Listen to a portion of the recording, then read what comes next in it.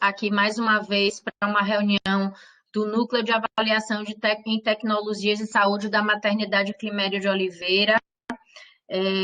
Nós temos a intenção de fortalecer esse núcleo cada vez mais, tanto no sentido de nos capacitarmos, assim como de dar visibilidade ao potencial de atuação que esse núcleo tem na nossa instituição, quiçá fora dela. Com essa apresentação, vocês vão perceber que o papel de um NATS, dos chamados núcleos de avaliação de tecnologia em saúde, faz parte de uma estratégia muito maior, tá certo? Que é a própria decisório governamental. Portanto, vamos para uma função muito além. Nós somos um pequeno elo dentro de uma grande rede formatada para que as tecnologias em saúde possam ser agregadas e incorporadas de uma forma mais salutar e mais efetiva, minimizando riscos e custos de uma forma geral em saúde, tá? Queria comentar com vocês que na primeira apresentação de Carolina até, ela enfatizou que tecnologia em saúde, a despeito do nome despertar o nosso interesse pelo mais moderno, pelo mais inovador, pelo mais complexo, ela nem sempre tem essa característica.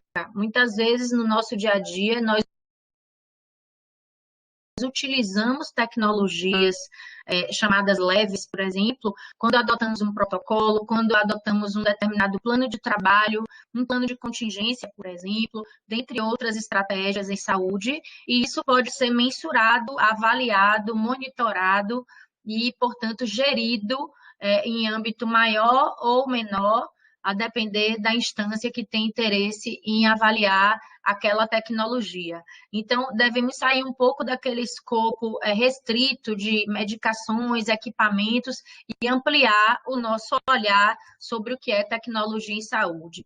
Uma coisa que é muito interessante é que toda tecnologia em saúde, quer seja aquela mais e reconhecida, incorporada ao mercado ou às instituições, ela sofre uma curva, tá certo?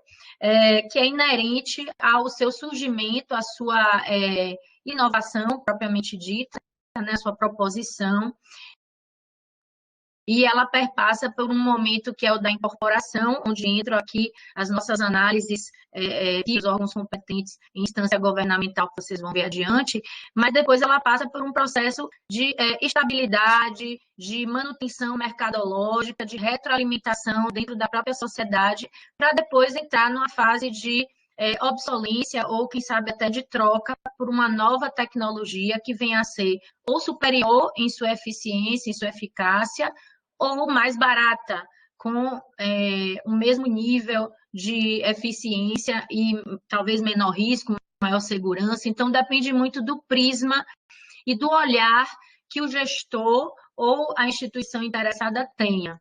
O que eu quero dizer com isso? Se o meu objetivo, enquanto avaliador, é segurança, o meu desfecho primário na busca das informações será segurança, mínimo risco, etc. Se o meu foco for econômico, eu vou ter uma análise diferenciada. Portanto, depende do objetivo que seja feito para a emenda, né, daquela análise, para que a gente possa gerir essa informação e dar a resposta que está sendo solicitada pelo demandante. Lembrando que, muitas vezes, o demandante é a própria sociedade. Vocês vão ver que, no contexto das tecnologias em saúde, também está previsto o controle social, tá? E para a voz do controle social hoje, além das organizações que já existem, das sociedades representativas que vocês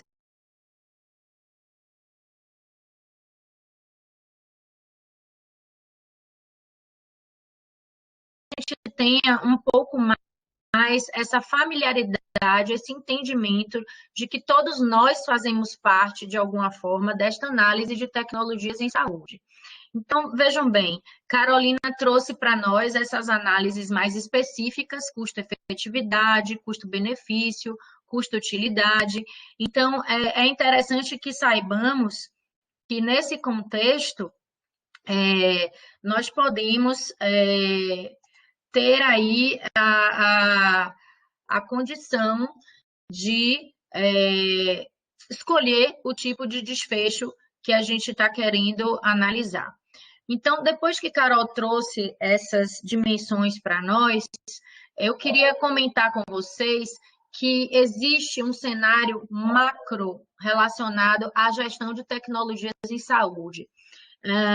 Em 2005, após uma portaria governamental, foi instituído e foi previsto que nós deveríamos investir mais nesse aspecto, investir mais na capacitação e na penetrância dos órgãos governamentais no aspecto de gerir as tecnologias em saúde. Isso porque, muitas vezes, as tecnologias vinham sendo incorporadas sem nenhum processo analítico prévio, onerando muito os serviços e o sistema de saúde como um todo. Essa Política Nacional de Gestão de Tecnologias em Saúde, está aqui o link para o documento, é muito interessante que a gente possa ler enquanto NACS ou pessoas interessadas, e ela foi publicada em 2010 e ainda se encontra em vigor no seu original.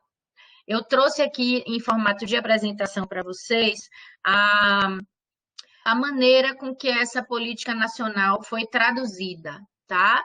Ela tem como premissa, como objetivo primário, um conjunto de atividades que possam estar atreladas aos processos de avaliação, incorporação, difusão, utilização e a própria retirada das tecnologias no sistema de saúde.